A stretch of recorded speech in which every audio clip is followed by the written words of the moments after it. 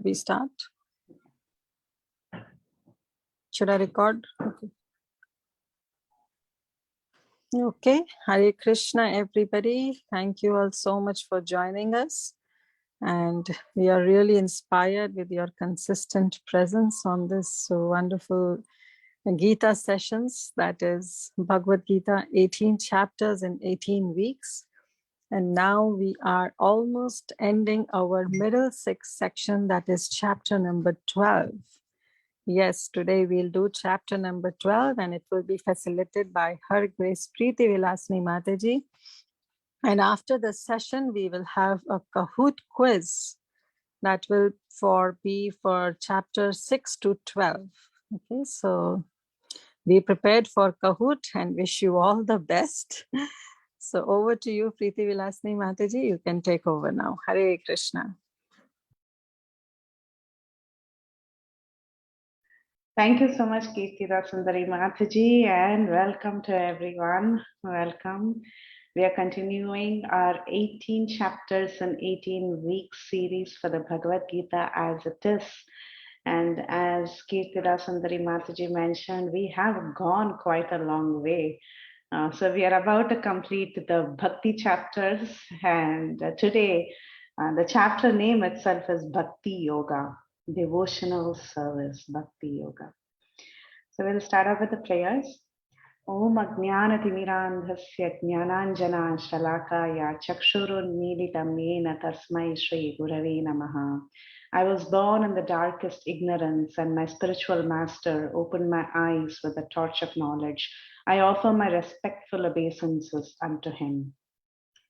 Nama Om Vishnu Padaya Krishna Presthaya Bhutale Srimate Bhaktivedanta Swamin Niti Namine Namaste Saraswate Devi Gauravani Pracharini Nirvisesha Shunyavadi Paschayata Deshatarine Jaya Shri Krishna Chaitanya Prabhu Nityananda Shri Advaita Gadadhara Shri Vasadi Gaura Bhakta Vrinda Hare Krishna Krishna Krishna Hare Hare Hare Rama, Rama Rama, Hare Hare, Hare Krishna.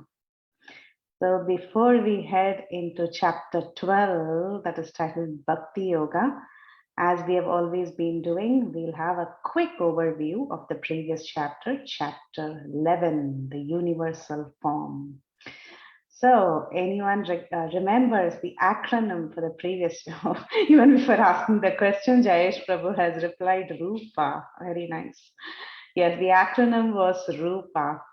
R for request. So Arjuna, he had a request.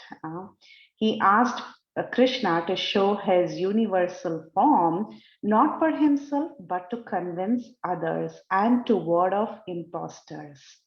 And Arjuna had the right state of mind because his illusion was over after he heard the Chatushloki from the 10th chapter. So he had completely accepted Krishna as the supreme and he was very, very satisfied. So his intention of requesting Krishna, he said, Krishna, if I can behold the universal form, then you show it to me.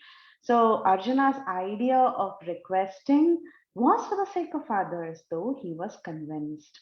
And then U was for universal form. So to actually see the universal form, one just cannot see it like that. So Arjuna requested for divine vision, right? He asked for divine vision so that he could behold this wonderful form that was going to be revealed to him. And this divine form, though it is divine, it is still temporary. It is temporary. It is not something that is permanent. Okay. And it was Kala Rupa, it was time personified, and Arjuna actually got a little bewildered, he got really scared.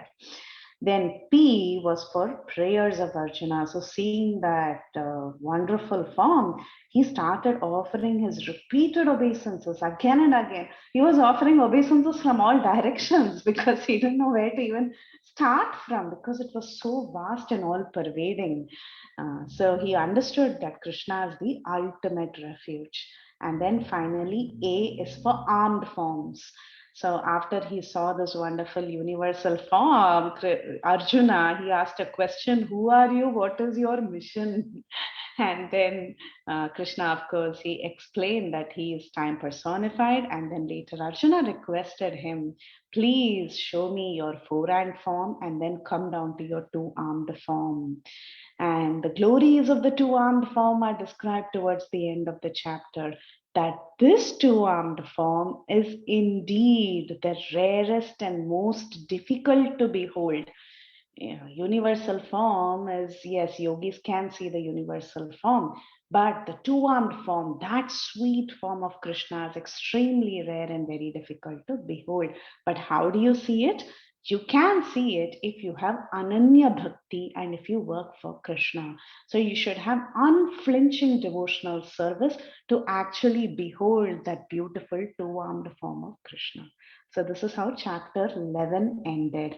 With this very sweet note, though it was such a grand chapter and Arjuna was going through so many emotions from beginning to end, but it all ended in sweetness because Krishna showed his beautiful two-armed form. Okay, so now we are entering into chapter 12. How did chapter 11 end? We saw that, right? We saw the essence that Krishna showed his two-armed form, and he said that actually this form can be seen if one has unflinching devotion.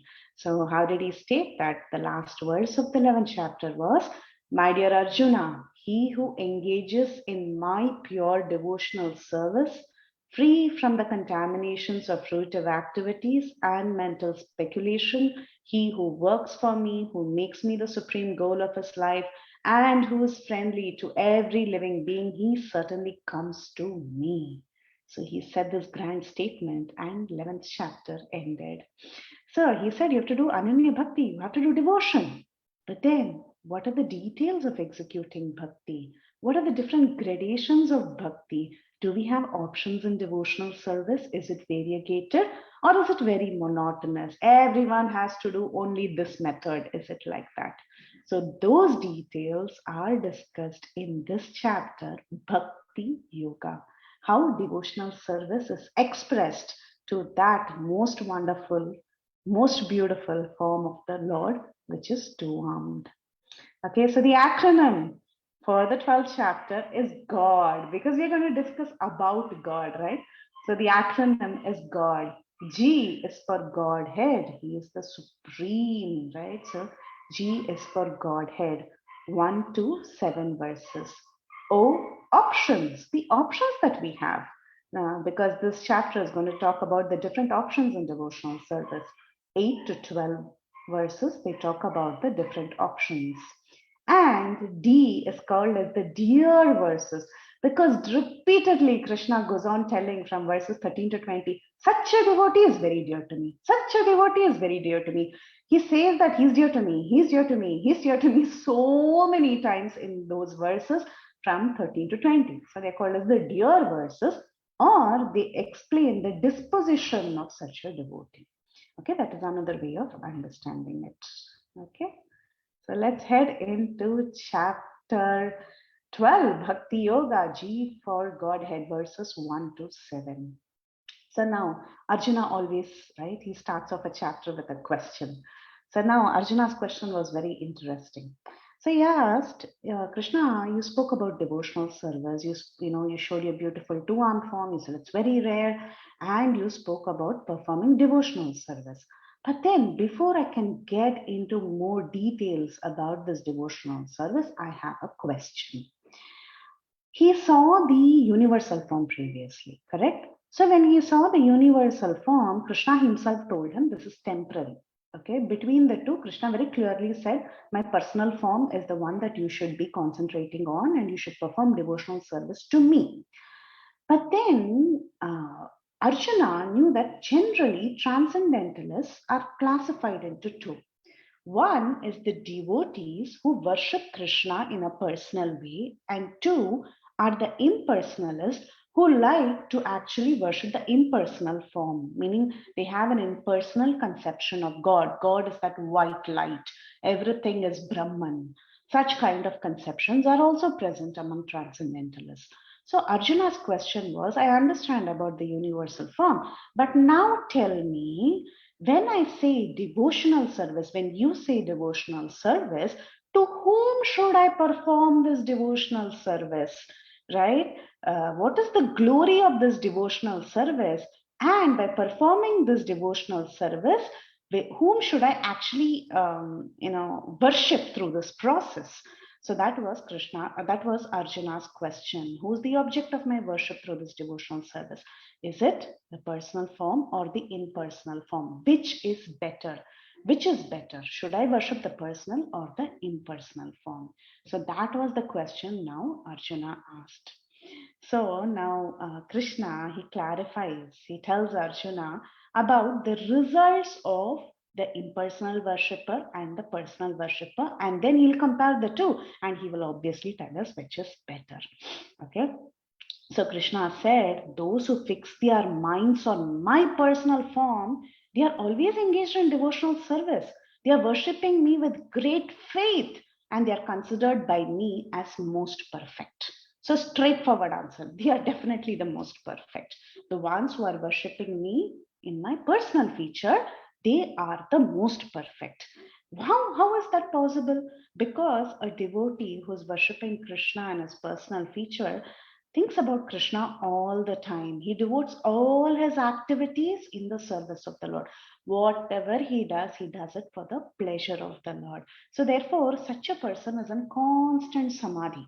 He's fixed on Krishna all the time. So, therefore, Krishna is telling this person is the most perfect. And not only that, we are all fragmental parts of the Lord, right? We are all parts and parcels of the Lord. So we can technically be happy only when we are in the association of the Supreme Lord. Until and unless we are in the association of the Supreme Lord, there is no scope for long lasting happiness. So oftentimes devotees are being told, devotees always look like they are in bliss. How is it possible? How is it possible for devotees to be in bliss all the time? Because constantly they are engaging with that source, that original person. They are engaging in transcendental devotional service. That Supreme Lord is the source of everything. Not only that, we belong to him. We are fragmental parts of him. So whatever bliss is there in that supreme is also there in a tiny fraction in us. But when we connect with him, we really experience that bliss. So therefore, Krishna is telling such a devotee who's constantly worshipping me, who's constantly thinking about me in my personal form, he is considered by me as the most perfect. Then what about the impersonal Brahmavadis? There are so many people who are impersonalists. So what about them?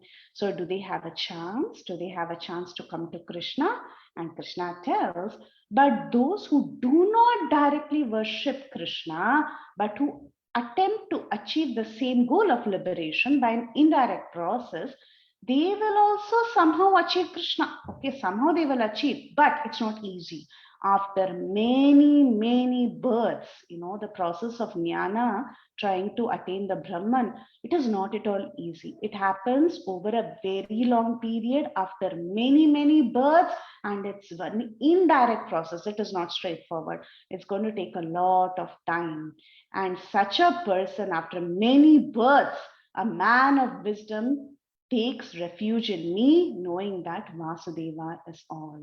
So after several births, then he is going to attain perfection. And then finally he comes to the realization that the Supreme Personality of Godhead is actually Lord Vasudeva. So he also comes to Krishna, but the process is convoluted. It's taking a lot of time because he's going through different pathways, and then finally he's coming to the realization that this is the Supreme Personality of Godhead. So just like we have in the picture two great personalities, one is Shukadeva Goswami, who was the speaker of the Bhagavatam, and the other are the four little Kumaras. Now, both Shukadeva Goswami and the four Kumaras, who were Manasputra of Indra, Manasputra of Brahma, these four Kumaras, they were actually impersonalists, meaning they worship the Lord in his impersonal feature. However, once they did have darshan of the Supreme Lord, in Vaikunta, and they got an opportunity to smell the tulasi leaf on the lotus feet of the Lord. The minute the fragrance of the tulasi leaves entered their nostrils, their entire consciousness got transformed, and they understood that the personal feature of the Lord is the supreme. So the four Kumaras are a classic example. So they have been around for a very long time, though they look like just 5-year-old boys. They have been there for so many eons. But they came to this realization over a period of time after several years. Similarly, Shukadev Goswami, he was a transcendentalist when he appeared. He was such a great personality. He had all the jnana in the world until he heard the Srimad Bhagavatam verses being recited. He did not understand the sweetness of the personal form. But then when he heard two beautiful verses that are describing Krishna's external beauty and internal beauty, how merciful Krishna is, that is when his heart transformed and he understood Vasudeva is everything. Krishna is everything. So Krishna is telling here that impersonal Brahmavadis also, they can come to me, but it takes a very long time. Now, there is another problem also in this process of impersonal understanding of God. The entire process of Jnana Yoga is very cumbersome. It is not easy. It is not easy. It requires a lot of study. It requires a lot of meditation.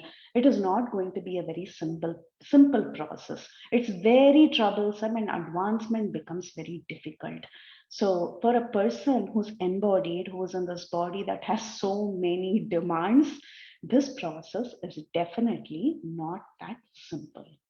So Krishna is telling that if you become a devotee, he gives this promise, I will become the swift deliverer for a devotee. So he's making this promise to all the devotees.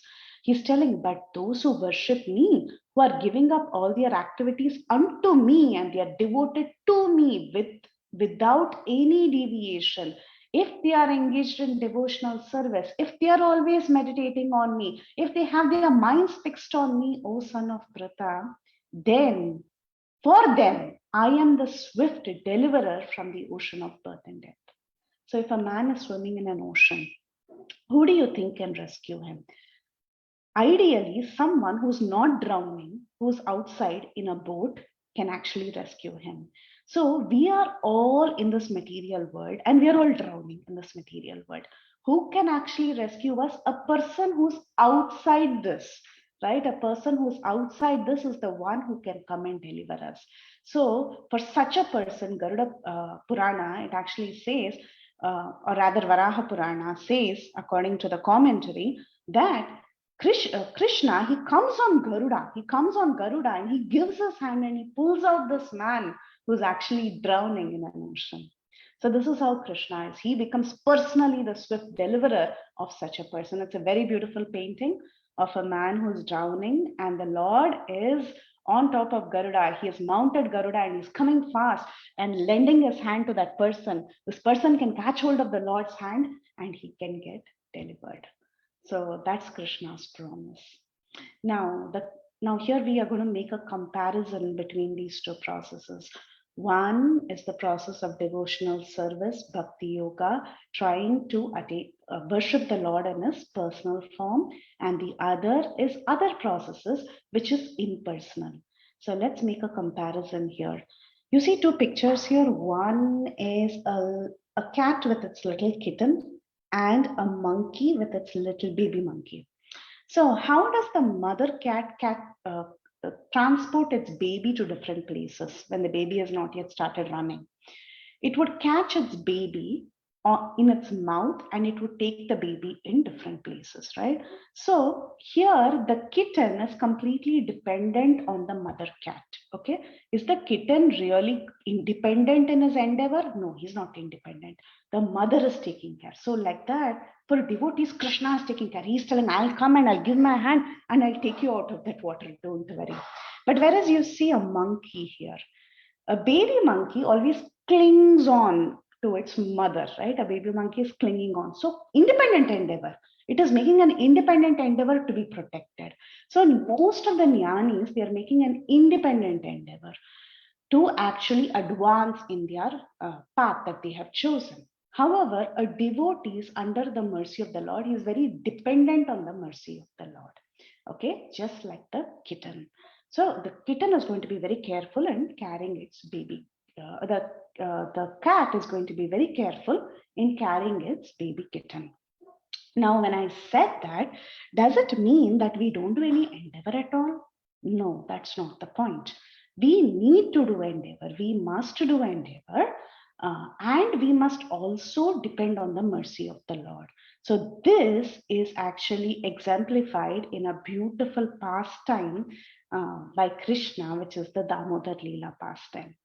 So, in the Damodar Leela pastime, Yashoda was trying to bind Krishna in his belly with a rope. Okay, but however, the more and more she tried, the rope was always 2 fingers short. So she tried again and again and again, but still the rope would always be 2 fingers short. So these 2 fingers, they represent endeavor and mercy. For a person to actually progress in the path of devotion, 2 things are important. One is endeavor, but it is not independent endeavor, thinking that I am doing it. Even the endeavor I am doing, we should think that Krishna is letting me do it. It's a matter of consciousness. Our endeavor is there. It's not that we don't have endeavor. Endeavor is there, but it is dependent. It's always thinking, oh, Krishna's making me do this service. That sort of an endeavor. And one also requires the mercy of the Lord. So that was exemplified in this one particular pastime, the Damodar Leela, and the entire month of Kartik, which is actually starting tomorrow, is celebrated for this one Leela. So the month of Kartik becomes very, very auspicious in the process of devotional service. Any bhakti yogi who wants to advance is highly recommended to take this month very seriously and perform devotional services in this month. Any activity you perform magnifies a million times during the month of Kartik. So, this entire month of Kartik, even if you can offer a lamp to the Lord, that service is taken so seriously and it is magnified. Magnified results are obtained. So, since this example has come today, tomorrow Kartik is starting, it is a nice opportunity for each one of us to take up at least one devotional service that we can do on a consistent basis throughout the entire month of Kartik. So that will give us unlimited results. Okay. So after Krishna explains that he would become the swift deliverer for a devotee, he finishes up this section. So every time we finish a section, we try to have a life lesson, right? So the life lesson for this section, verses 1 to 7, is that when you want a very high result, it is not necessary that the process should be very complicated. We should understand this. We often think when we want something great, we should, have a very complicated way of doing it. If it is simple, it's not going to yield proper results. It is not like that. Bhakti is very simple. It is very simple, but it is actually going to give you the greatest result, which is at the association of the personal form of the Lord. Okay, just like, sometimes in cooking, it is seen that the simplest of the recipes are tastiest. There are some recipes that require like 120 ingredients and very, very complicated recipes. Okay, these may be okay to taste once in a while, but then a simple khichdi, okay, with just like a few ingredients, sometimes becomes comfort food, tastiest food. So if I'm craving something, I would rather, after a long break, if I'm really, really craving something, then I want comfort food. I want to feel good about it. And always comfort food is very simple food. So like that, this Krishna consciousness process is actually very, very simple, but it gives us the topmost result. Now, Krishna, after telling that bhakti is the best and bhakti will give you the personal form of Krishna, he now talks about the options that you have in devotional service. See, not everyone is born to do alike, right? We all have different capacities and capabilities, and we must acknowledge it. And Krishna also acknowledges it. So, having acknowledging that factor, Krishna, the merciful Supreme Lord, is giving us different options. So, he tells us what all you can do in devotional service. First, he tells, try to fix your mind on me. Okay, remember me constantly. Constantly think of me in every time. No, try to fix your mind. The mind is very difficult to control. Remember, in the 6th chapter, we saw Arjuna is telling, I can even control the wind, but I cannot control the mind, right? The mind is very hard to control. But Krishna is giving you the highest thing that you can do right away. So Krishna goes in descending order. Okay, so let's see what all he says. First, he says, fix your mind on me. Remember me constantly. Now, in our condition, it may not be possible. But there are many advanced devotees who have spontaneous devotional service. It's called as Raganuga Bhakti. They can constantly think about Krishna all the time. Externally, they may be doing something, but internally, their meditation, their thoughts, whatever they are thinking is completely about Krishna. So that is called as Raganuga Bhakti, and that is the first option Krishna is giving. Now, if you cannot fix your mind on me, for people like us, he's telling, fix your intelligence on me. You can use your intellect in various ways. You can contemplate on scriptural descriptions about Krishna and then absorb in thinking about Krishna through your intelligence. Use your intelligence as a platform. Read through Bhagavatam, think about it, contemplate about it, absorb details about it, and then constantly think about Krishna in various ways through his Leela, through his Rupa. Like that, there are different options, Krishna says. Now, here also there is a problem. Maybe we all cannot be constantly reading and meditating, right? We do it, not that we don't do it, but it is not possible all the time. So, is there another option? Yes, Krishna is telling, if you cannot fix your intelligence on me, try to fix your mind by Abhyasa Yoga. Abhyasa Yoga means through the process of regulated practice. It is also called as Sadhana Vaidhi Bhakti.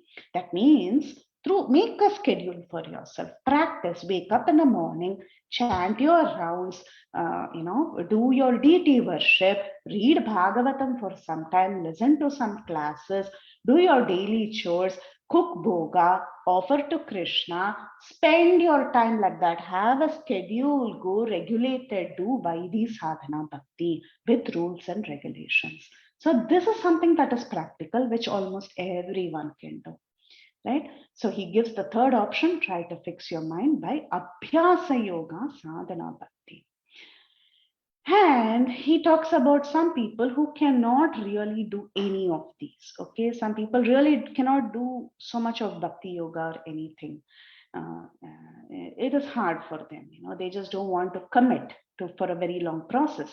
So then what about them? Are they excluded? No, Krishna likes to include everybody, right? He's such a compassionate person. So he's including everyone, and he says, if you cannot do that also, try to help indirectly. You can actually work for Krishna indirectly. You can probably contribute for the temple. You can contribute for book distribution. You are helping someone else get the knowledge. You're helping, in a way that Krishna's worship is continuing. So like that, you can do wonderful things just by helping or working for Krishna. Now, some others, they might have even that as a problem because of familial and social considerations. They may not be able to even contribute or work indirectly for Krishna. Then he tells Arjuna that even if you cannot do this indirect process, then what you can do is you can give up the results of all your work and try to do donate it for a good cause. You don't have to donate it to me. You don't have to donate it to the temple, but you can do some good cause, but don't try to be the enjoyer of the fruits. Okay. Try to give up the phala that is coming out of doing that good cause. Karma phala tyaga. Do for a good cause. Okay. It's a very remote indirect process, but still he's telling, do some good cause. At least do that. And if you cannot give up all the results, at least try to give up some of the results. At least little. If you do 10 if you work for 10 different good causes, at least try to give up the results of 4 or 5 if you cannot do for all the 10. So many options. Okay, somewhere we will fit in. Krishna's hope is somehow he will come to some point and then he'll catch up the ladder and he'll climb. And one day he will either be doing Vaidhi Sadhana Bhakti or he might even advance to Raganuga Bhakti. This is Krishna's hope. So that's why he's calling everyone, come, come, come. I'll give you an offer according to your inclination. But his desire is that ultimately we climb up the ladder. Okay, he's a very compassionate father. So he wants to give us all the options. Now, for some people who say, I don't want to do devotional service, I cannot do any of this, then he says, at least do some dhyana, dhyana on the self. Try to do some meditation. If you cannot do meditation, at least cultivate knowledge, because meditation could be a little more difficult for some people. So at least cultivate some Atma Jnana. Cultivate some jnana about yourself. Do some Atma Chintana. Do some Atma Jnana. At least do that. So he's giving us more options. And then he tells us, if you cannot do anything, at least get some sort of a regulation in life. In the commentary, you see that, Prabhupada even tells us that at least you can follow Varnashram Dharma, at least that you can do that. Okay. So follow some regulation and some sort of a renunciation, because when you do a little renunciation also, there is an everlasting peace from that renunciation. Okay. So he's giving us so many options, and after he gives all these options, he now wants to tell Arjuna about the different qualities of devotees who are practicing devotional service. What are the qualities that they are going to develop, okay, by practicing the process of devotional service. But before we head into that section, we are going to see a life lesson. So Krishna always gives us variety and options, because after all, variety is the spice of life, right? Anything you see around you, look at the nature around you, look at things around you. There is so much variety. Who likes monotony? Who likes to have the same thing again and again? If I give you khichdi every day, you'll beat me up, right? One day you want khichdi, one day you want pav bhaji, one day you want pani puri. So we all love variety. So Krishna is like that, because not everyone is the same. We are all not robots, right? So Krishna is giving us options. He's very, very magnanimous. So that's the first thing we should learn. We should learn from him. We should learn that one should be magnanimous and accept people for who they are. We have to accept people for who they are, because everyone cannot be in the highest level. We are all gradually advancing. So accept and encourage, just like how Krishna is giving us options to advance. And spiritual path is not that, you have to do everything or you don't do anything. You can choose to be somewhere in the middle. It's okay. Because Krishna is very confident that you will progress. You will progress eventually. And do not cruise along spiritual life. Try to gradually improve.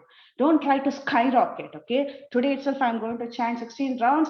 I'm going to do everything in one shot. I will achieve my goal. No, take it slow. Do it gradually. Try to go step by step and advance. Because when you go gradual, then it is more steady. So your progress will be more steady. So, and it's a very beautiful quote in the slide that says, the only person you should strive to be better than is the person you were yesterday. That is very true. So there's no scope for comparison. And Krishna tells, right, so sweetly, he doesn't say you become like that person, imitate that person. He doesn't say that. He says, yes, take inspiration from others, no harm in that, but try to slowly advance. Try to take up one lesson at a time and try to advance. Okay. So here we are in the final few verses 30 to 20. These are called as the dear verses. And why is it called as the dear verses? Because after every verse, Krishna says, such a person is very dear to me. He says, Sa me priyaha, Sa me priyaha. That's how he finishes every verse in the rest of the lines, 13 to 20.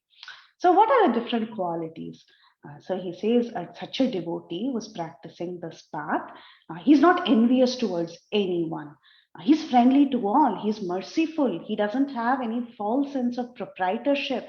He's self-controlled, determined. His mind and intelligence are fixed on me. He's not agitated by anyone. He's an expert. He's skillful. He neither rejoices nor he grieves. I'm just saying a few. And then it says that he is equal to all friends and enemies. He's equipoised, free from contaminating association. He's silent. He only speaks essential topics. He doesn't care for any condition. And such a devotee is very dear to me.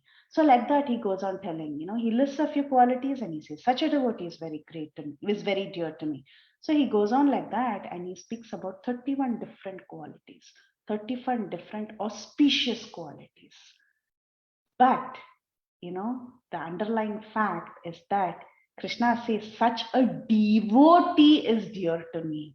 He just doesn't say such a person is dear to me. He says such a devotee, mad bhakta, bhaktiman. These are the words Krishna chooses to use. So this means that bhakti is the integral part of anything. So it's often called as the Swarupa Lakshana, meaning that is the primary quality. If you have bhakti as the primary quality, then these 31 are all secondary qualities. You will automatically acquire all those qualities. So a devotee, as he is performing devotional service, will acquire all the good qualities, and this is also stated in the Bhagavatam. A Vaishnava has all the good qualities of the demigods, meaning the people in Sattva-guna. So a Vaishnava acquires all wonderful qualities automatically. It's an automatic process. If you become a devotee, you will see your character itself transforms. You will become a totally different person. And it's not that you will become a nasty person, you will become a very wonderful person, because bhakti is always shubhada, meaning it's always auspicious. So here is an analogy of primary colors and secondary colors. So when you mix primary colors, what happens? You get so many secondary colors, right?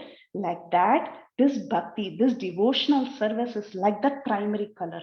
Once you acquire devotional service, then you can give rise to all these 31 qualities over a period of time. Because how is it possible? It's not that we are, some sort of a machine where we can automatically produce different qualities. How it is possible is because it is possible by the mercy of the Lord. Because you're constantly thinking about the Lord, obviously those qualities that is there in the Lord, at least a fragment will come to us, right? If we are constantly associating with the Lord and his devotees. So like that, if the primary quality is there, then all the secondary qualities start manifesting. And I told you, bhakti is shubhada, all auspicious.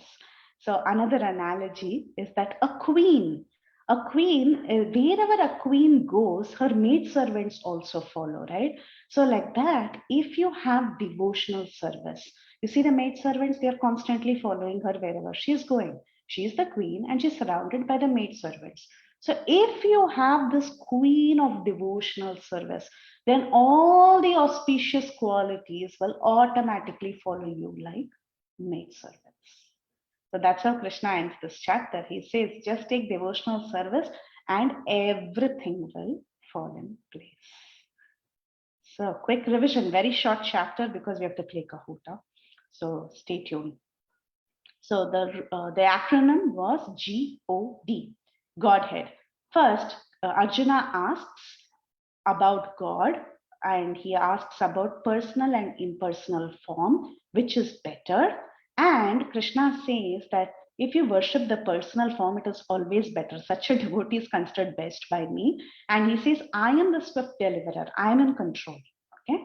If you choose the impersonal path, it's okay, but it's going to be a cumbersome process and it is an indirect process. And then the next one is O. So for O, he gives us various options. So he gives us gradations in a descending order. Try to fix your mind or try to fix your intelligence. If you cannot do that, then at least do Vaidhi Sadhana Bhakti. If you cannot do Vaidhi Sadhana Bhakti, contribute in some way. If you cannot do that, do some work for a good cause, give up your results. Now, I don't want this at all. Then okay, do jnana, do dhyana, try to do one of those, or at least try to have some sort of a regulation or renunciation, and then slowly, gradually climb up the ladder. And then finally, he says, if you really take up devotional service, I promise you that you'll develop all good qualities, because when bhakti comes, the rest will follow like maid servants. So that is our chapter 12, very, very short and sweet. It is actually, the sweetest chapter of this Bhagavad Gita, and it's also the shortest. Like I was mentioning, sometimes the process doesn't have to be complicated to get the highest result. So bhakti is also not complicated. The chapter was also not so complicated. So we'll play Kahoot. Before that, we'll answer questions and then we'll play Kahoot. Yeah, Rupa. Oh, thank you so much, Preethi Vilasini Mataji. I really like the last point, that the chapter doesn't have to have many verses in order to be important. This is the most important chapter of Bhagavad Gita and has the least verses. That's very true. So I request devotees, they can raise their hand or they can put their questions on the chat box, and just feel free to ask questions.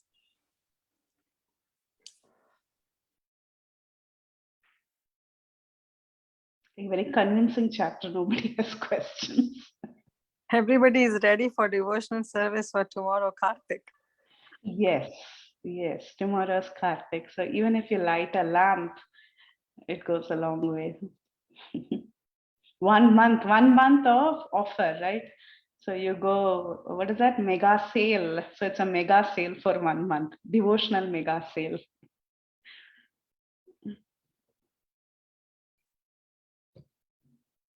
Okay, we'll give another 30 seconds for everybody to either raise your hand or post questions.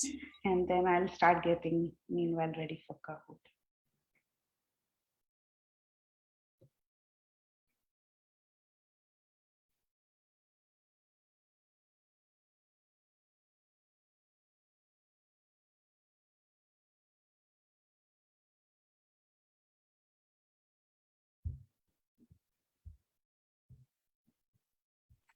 I don't think so that today there are any questions.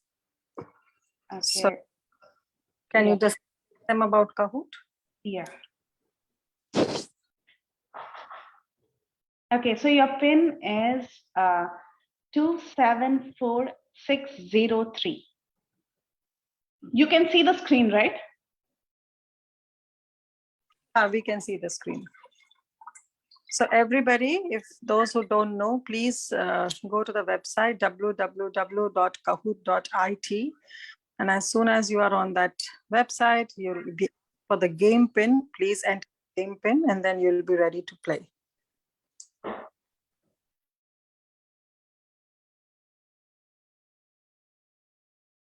Yeah, I've sent the game pin on the group. Yeah, I see 3 people are joining. Game pin is on the WhatsApp chat. And I can also, yeah, I think you can see it on the screen. I don't have to paste it on Zoom, right?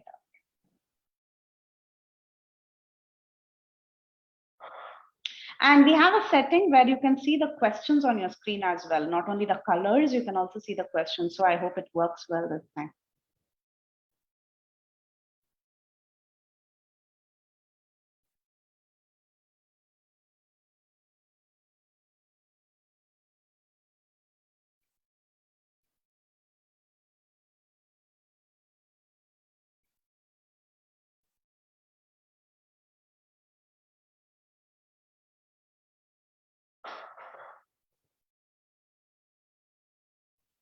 Okay, devotees, please be fast. If you need any help, just put it in the chat box. We'll help you out.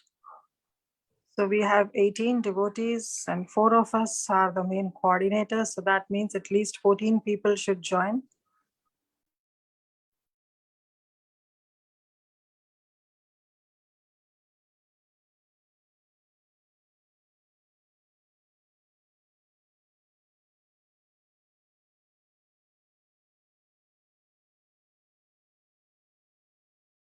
Anyone needs any help can raise their hands.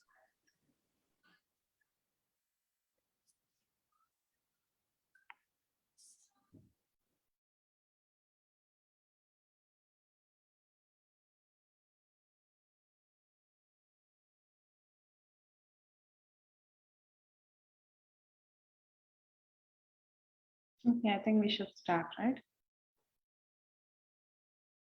Okay, Tree join. Yeah, people are joining. Oh, people are joining, very good. Yeah. And don't worry, it's just a game, it doesn't matter. And there are no right or wrong. I mean, just play, that's all. It's just game. Can everything be done from one device, Mataji? Maybe that is Yes. another Yeah, constraint. everything can be done with one device. Okay. And remember, this is again Kahoot for chapters 6 through 12, the next 6 chapters, because you have already done the Kahoot for 1 to 5, and this is 6 to 12. And our final Kahoot, or maybe one less than final, would be for 13 through 18. I think so. 13 people have already joined. 13? Okay. 6, 7, 8, 9, 10, 11, sorry. 11. 11 people out of 14. So we'll give another 30 seconds. Mm-hmm.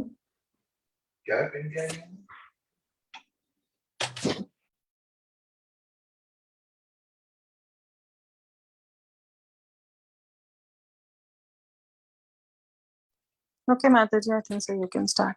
Okay.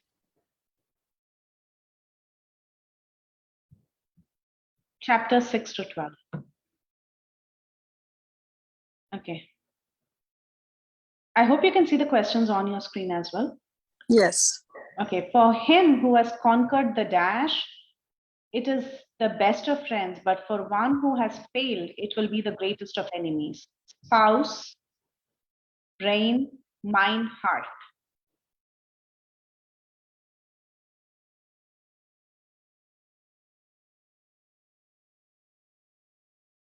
Nobody chose spouse, huh? Actually, that should be the real answer. Okay. True or false? Arjuna feels it is easier to control the mind than controlling the wind. Everyone will get this.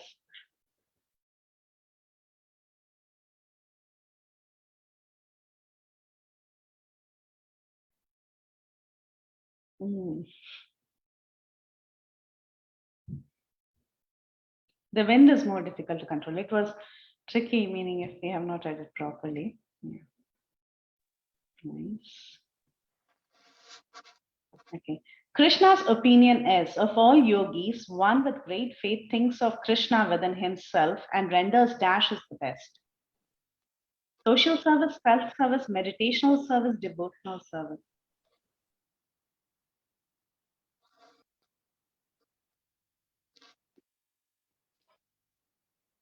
It's a very interesting game, Mataji. Like I never played before. Very well. No, everyone got it right. Okay. Earth, water, fire, air, ether, mind, intelligence, and false ego. These 8 constitute my dash energies, Krishna says. Marginal, material, superficial, or spiritual.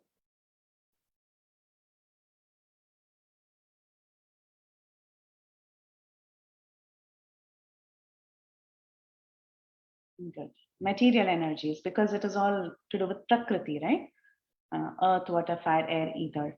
But the spiritual one is actually the Jiva Shakti, spiritual. Okay.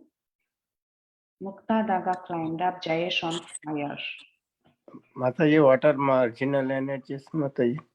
Marginal, yeah, the Jiva is also marginal energy. Marginal means can choose to be here or there. Yeah. The dash are exploiting the resources of this material inferior nature. Non-living entities, demigods, humans, living entity. It is a multiple choice. I mean, multiple select. You have to select multiple answers. Make sure you select multiple answers. Yes, 3 answers are right. Except the non-living entities. Everyone, because even demigods are Jiva, right? So they are all living entities. Humans, demigods, and any other living entities is all Jiva. A little tricky. In this case, if like we selected partial, is there any numbers or it's like 0? Yeah, what is it? So suppose 3 answers were right. Suppose someone selected only 2. Is there some marks for that, or it's like 0? Yeah. There is mark for that. Oh, okay. And Prabhu, the thing is, Kahoot also counts only mainly speed. So sometimes a person would have got all the answers, but they would, But Exactly. we'll see the chart towards the end. Okay. Sure. Yeah. Yeah, Jayesh Prabhu has climbed up. Okay. 6. O conqueror of wealth, there is no truth superior to me. Everything rests upon me as dash are strung on a dash. So answer: flower on a string, pearls on a thread, beads on a string, petals on a thread.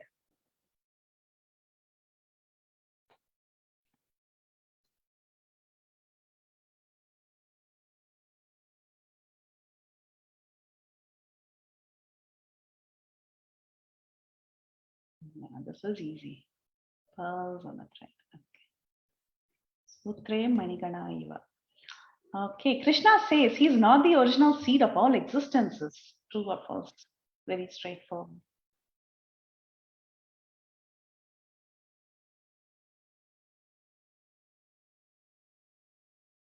He is the original cause of all existences.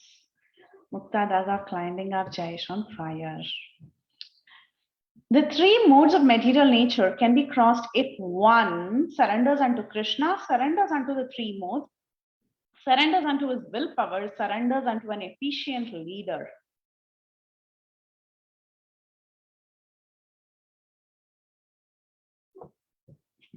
Obviously, everyone got it.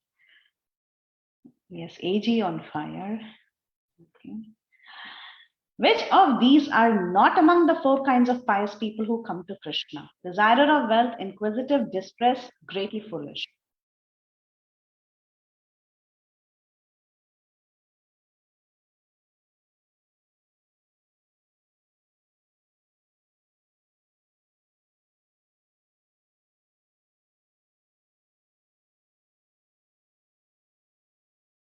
Right. Who's the 4th one? Jnani. So Artho, Artati, Jignasu, Jnani. Jnani is the 4th one, like Shukadev Goswami. Then Aparna has climbed up. Has climbed up. Very nice. On fire. Okay. Multi-select. Choose multiple answers. Men of small intelligence worship the demigods and their fruits are dash and dash. Never-ending, eternal, limited, temporary.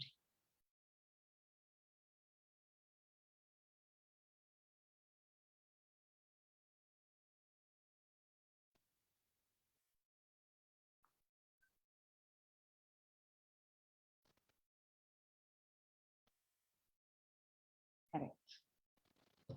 Limited and temporary. AG climbs up. Whatever state of being one remembers when he dash, O son of Kunti, that state he will attain without fail. Vatsa's body is taking birth, is sleeping, eating samosa.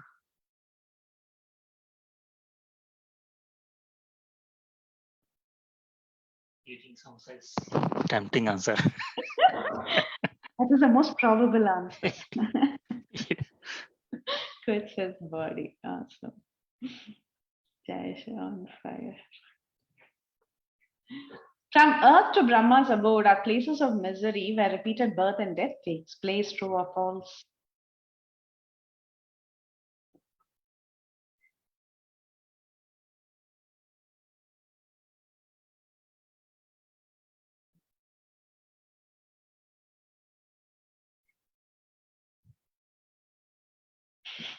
Too easy. Okay. Jayesh on top.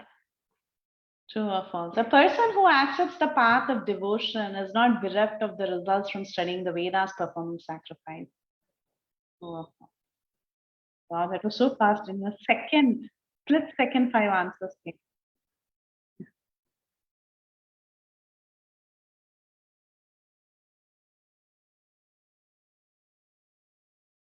Wonderful.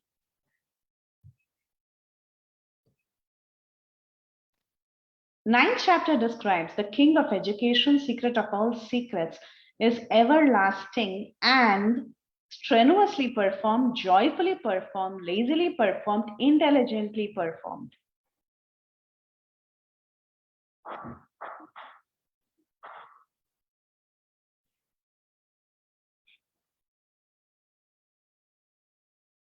I was thinking, yeah, some might even choose intelligently performed. Yeah, it's joyfully performed.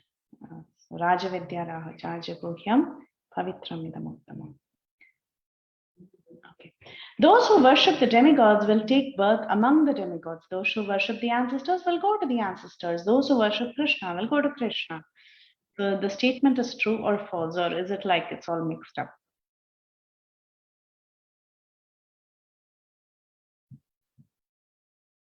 Correct. This is true. Not all paths lead to the same destination. That was the life lesson we learned, right?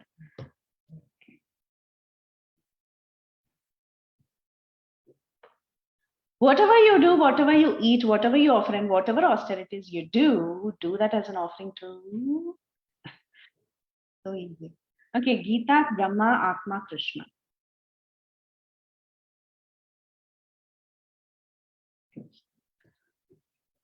Nick on fire.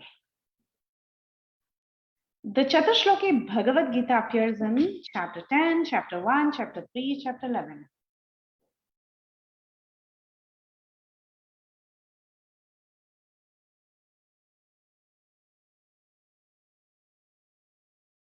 So if someone is going to choose chapter 1 and 3, remember this quiz is not even on chapter 1 and 3. Good. Yeah.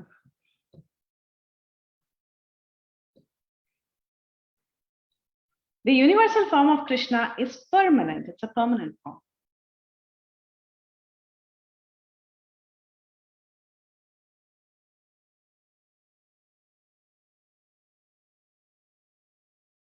It's a temporary form. Jayesh on fire. The most difficult form to behold and the rarest form of the Lord is formless Brahman, universal form, 200 form, 400 form.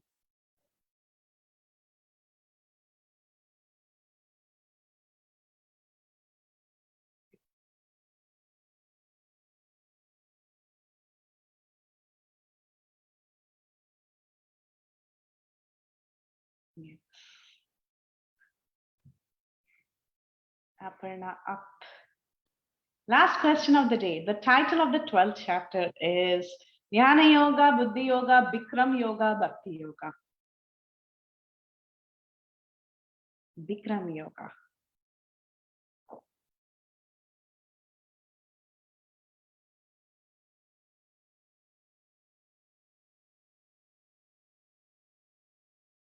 Bhakti Yoga. That was the today's chapter.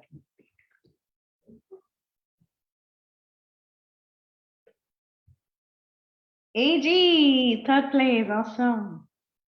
Nick, second place. And I know the first place is Jayesh. And then we have runners up Aparna and Mukta Daga. Wonderful. Very good. Very good.